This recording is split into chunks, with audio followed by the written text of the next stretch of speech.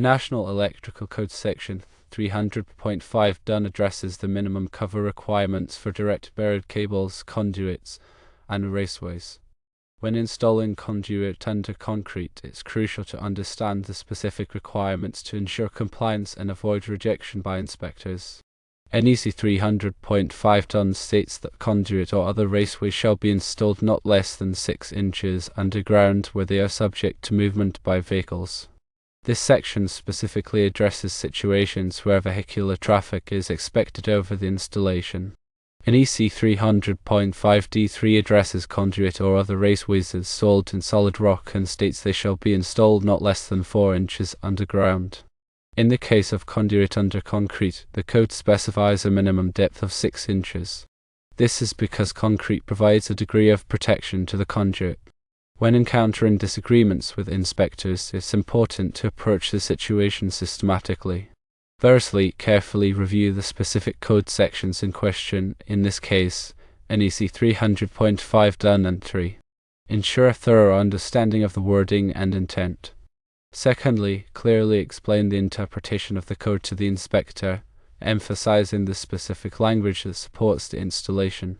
Provide evidence to support the claim, such as printed copies of the NEC sections or relevant diagrams. Thirdly, if the inspector continues to insist on a different interpretation, politely request a written rejection of the installation. This rejection should include the specific code citation that the inspector is relying upon. This documentation is crucial for further appeals or clarification.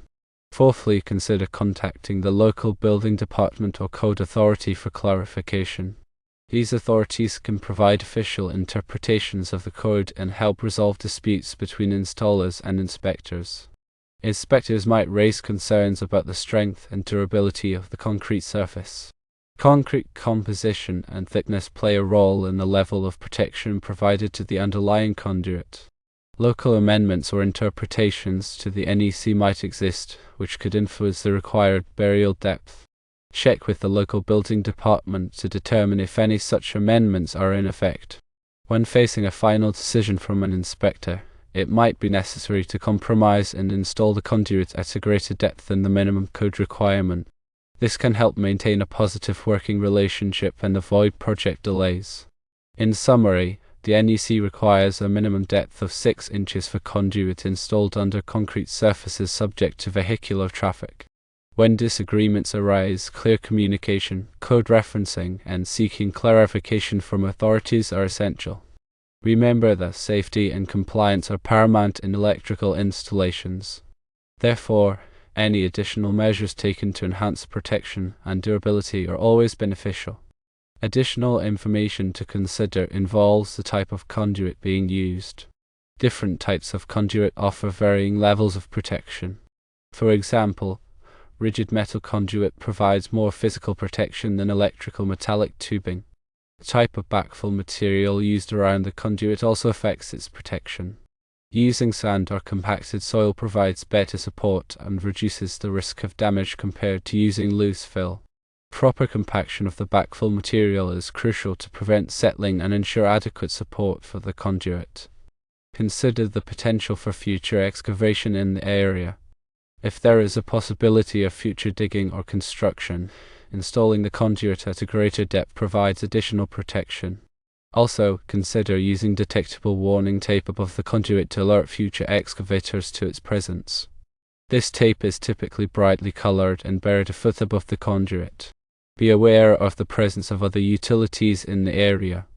Maintaining adequate separation between the conduit and other utilities, such as gas lines or water pipes, is essential to prevent interference or damage.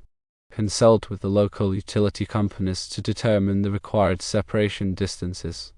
When running multiple conduits in the same trench, maintain adequate spacing between them to allow for proper heat dissipation.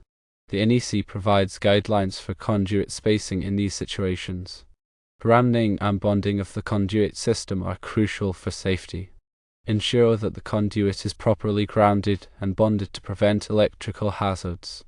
The specific grounding and bonding requirements depend on the type of conduit and the wiring system. Consider the environmental conditions in the area. If the conduit is exposed to corrosive elements such as salt water or chemicals, choose a conduit material that is resistant to corrosion. PVC-coated conduit is a common choice for these applications. Document the installation thoroughly. Keep detailed records of the conduit location, depth, and materials used. This documentation is helpful for future maintenance and repairs. Conduct a thorough inspection of the completed installation before backfilling. Check for any signs of damage to the conduit or fittings. Ensure that all connections are tight and secure. If you encounter any unexpected conditions during the installation, consult with a qualified electrical engineer or inspector.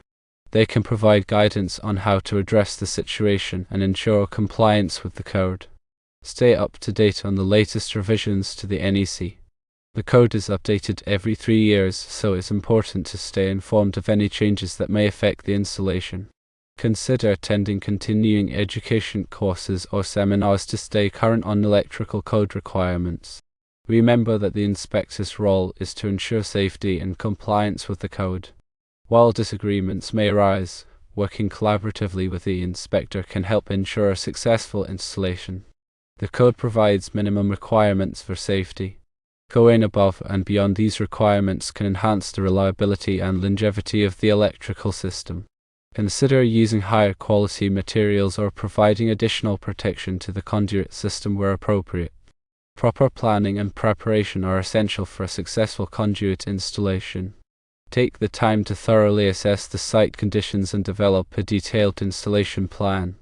This plan should include the location of the conduit, the required depth, the type of conduit to be used, and the grounding and bonding requirements. Communicate effectively with all parties involved in the project, including the contractor, the electrician, and the inspector. Clear communication can help prevent misunderstandings and ensure that everyone is on the same page. Follow all safety precautions when working with electrical equipment and materials. Wear appropriate personal protective equipment such as safety glasses, gloves, and a hard hat. Use the proper tools for the job and follow all manufacturer's instructions. If you are not qualified to perform electrical work, hire a licensed electrician. Electrical work can be dangerous, and it's important to have the expertise of a qualified professional.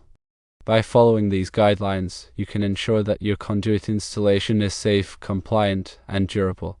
Remember that the NEC is a living document that is constantly evolving. Staying informed of the latest changes and best practices is essential for all electrical professionals. Regarding the specific situation described, it appears the inspector might be misinterpreting the code.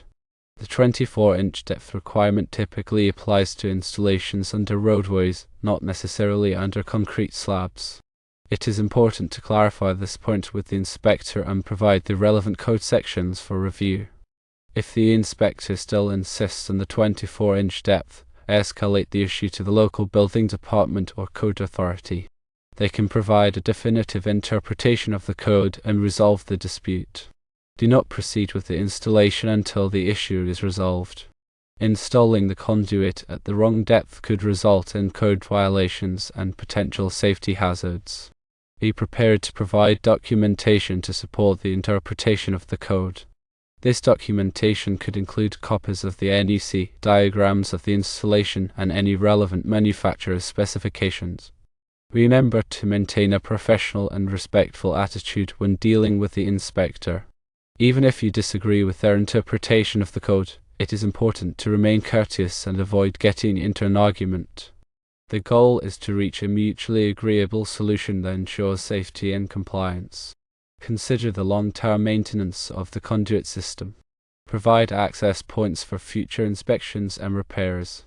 This can help prevent costly and disruptive repairs in the future.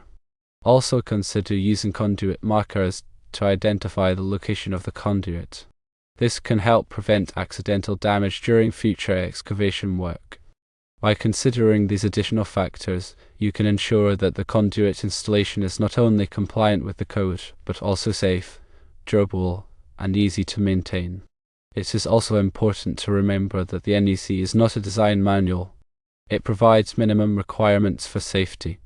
It is up to the engineer or designer to determine the appropriate installation methods and materials for the specific application. Consider the specific requirements of the gas station environment. Gas stations are classified as hazardous locations, and there are specific requirements for electrical installations in these locations. Ensure that all conduit and fittings are approved for use in hazardous locations.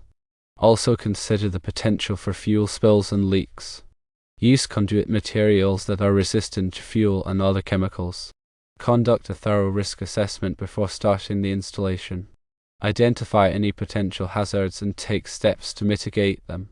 This could include providing additional protection for the conduit system, using explosion-proof fittings, or implementing additional grounding and bonding measures.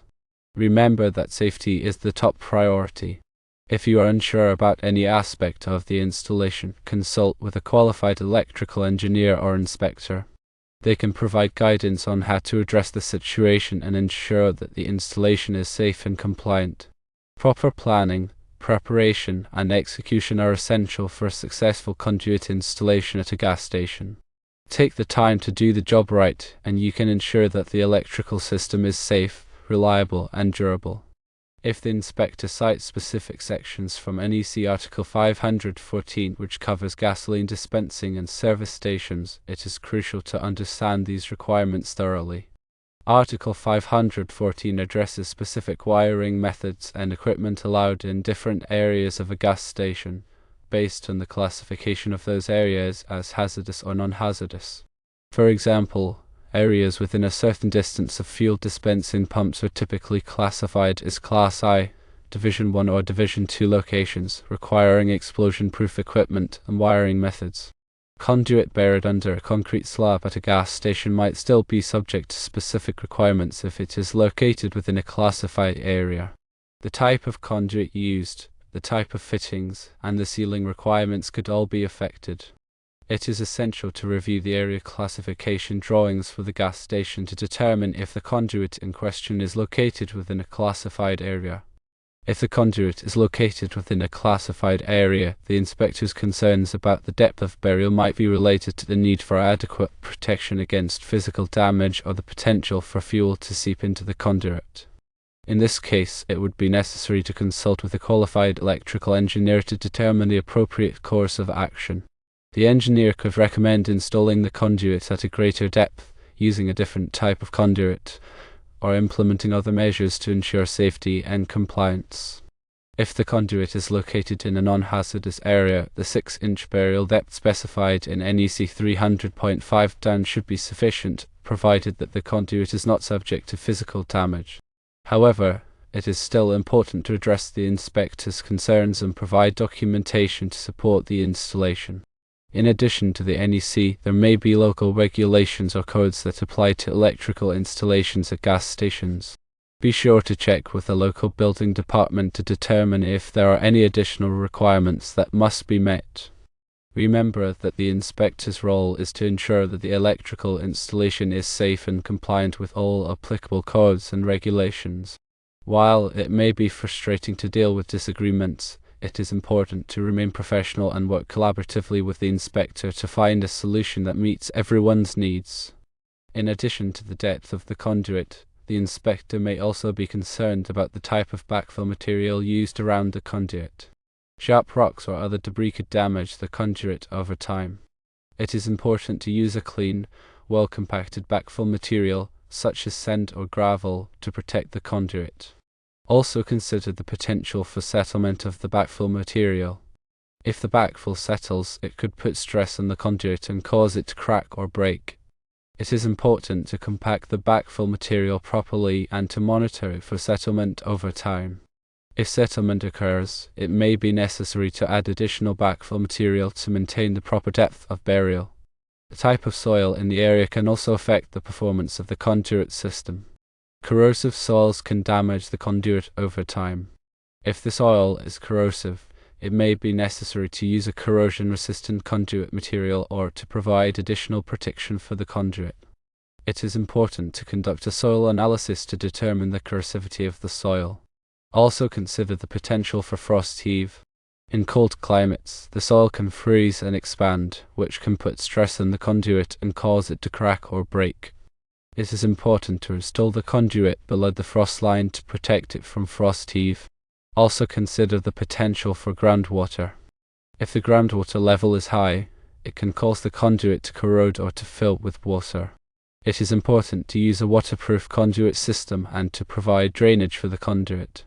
The NEC provides requirements for sealing conduit systems to prevent the entry of water or other fluids. In addition to the physical protection of the conduit, it is also important to consider the electrical safety of the installation. The conduit must be properly grounded and bonded to prevent electrical shock hazards. The grounding and bonding requirements for conduit systems are specified in NEC Article 250. It is important to follow these requirements carefully to ensure the safety of the installation.